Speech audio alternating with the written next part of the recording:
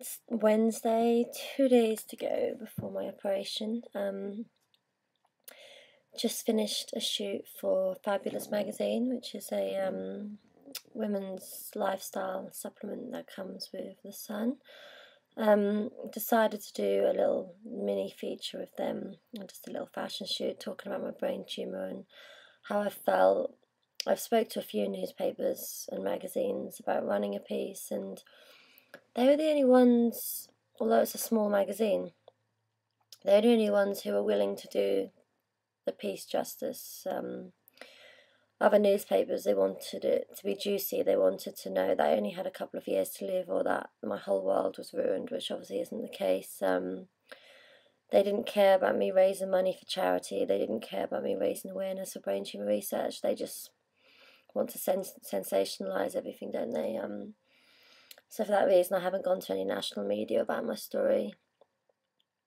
I've had a lot of offers.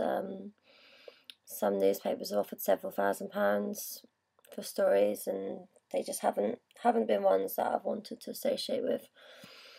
So what I've done to raise awareness is just done my blog, and hopefully that'll help people. I'm not going to cash in on my story, as some people might, because I don't feel that the newspapers are worthy of it. I feel that they'll write things which aren't true. They'll put words into my mouth, as they've often done in the past. They've made up lies about me in the past. So it's not something I wanted to have this story seen in. I wanted it to only be seen by people who care, by people it can make a difference to, or by people who they care about me. They care about the cause that I'm trying to raise awareness for, bringing more money and funding into cancer research.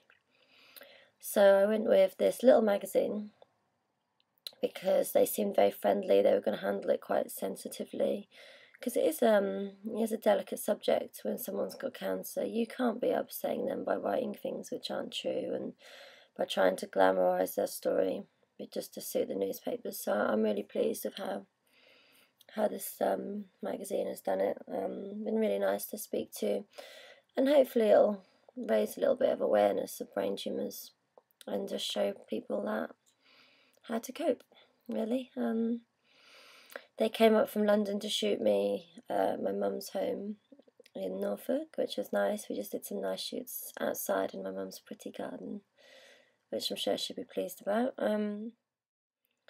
So yeah, they came up to shoot at my mum's house in Norfolk. We just did a few sets in the conservatory and outside in her pretty garden.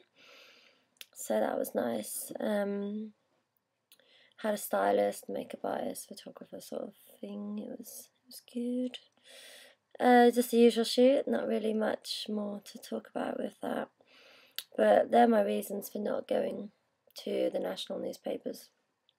I have done a few things with the local newspapers, the local EDP, Eastern Daily Press, and the local Evening News for Norfolk, because I've been dealing with them as a model since I was, gosh, I'm old,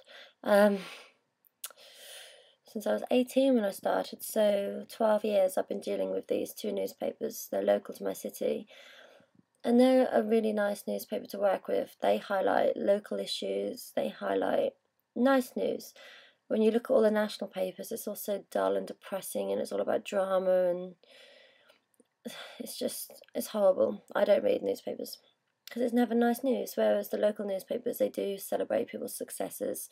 They do talk about things which are important to the local community, and they do often have inspirational stories of people who've done a lot for charity, or they've done great with their sporting achievements, or they've got a business accolade, or anything like that. So they've featured me in the past, everything from beauty pageants I've won around the world to featuring me as an entrepreneur. They've done so much of my business, featuring the models and the pageant winners that we've had at my academy. So I gave them the story free of charge, just to highlight it as a local issue, which was really nice because they always link to my Just Giving page for brain tumour research. So that meant a lot to me, that they were actually going to write the words which I told them, not what they deemed fit for a newsworthy piece. So I've had a couple of front pages and about 3 features with them in the last 3 months since I got diagnosed with my brain tumour. And they've been pictures of me and my mum, or in the past they've featured me and my little doggy. So it is always a really nice family piece that they put in there. So I'm really, really pleased with working with them, and hopefully I'll be working with them continuously over the next year to highlight these issues and try and get more money raised for brain tumour research, and maybe some more campaigning done for cancer research, donating more than 1% to brain tumours, which would be really, really nice. So 2 days to go for my operation. Get to see Mummy tonight because she's been working in Ireland, and I've just been here with Doggy.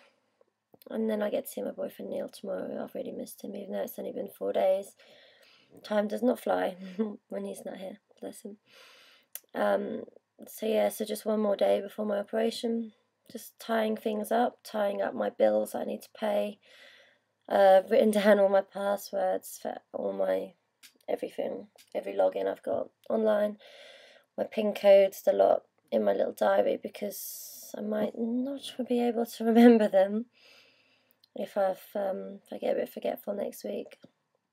So I've made sure that they're all written down for me, ready for when I am a little bit confused and I need to log in and check my banking or pay a bill or log into my emails, things like that.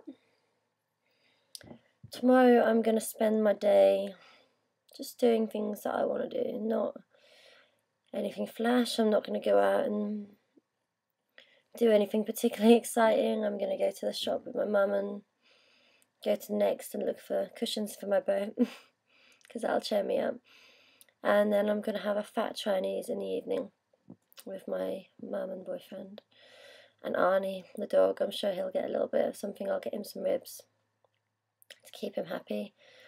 I'm going to eat everything. I'm having duck, pancakes, I'm having crispy chili beef, I'm having chicken chow mein, I'm having chips, I'm having barbecue sauce with my chips, I'm having smoked chicken, ribs, chicken wings.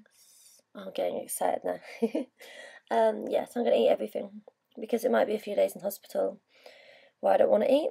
So I'm going to have my last supper as such and eat lots and lots of tasty things.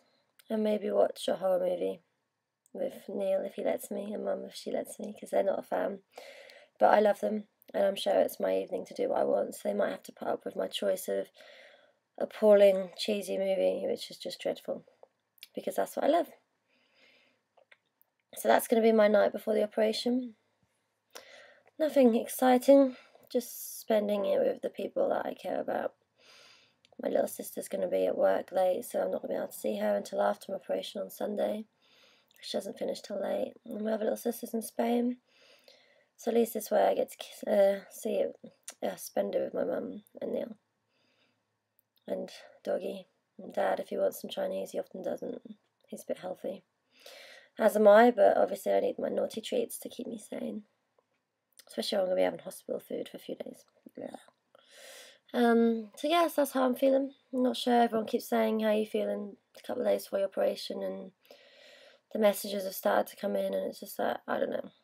I haven't decided how I'm feeling. I don't really feel anything. I don't feel good, I don't feel bad. Am I nervous? No, to be honest, I'm not. I don't know why. But it's a good thing. If I'm not scared and I'm not nervous, then hopefully I'll be able to handle it a lot better.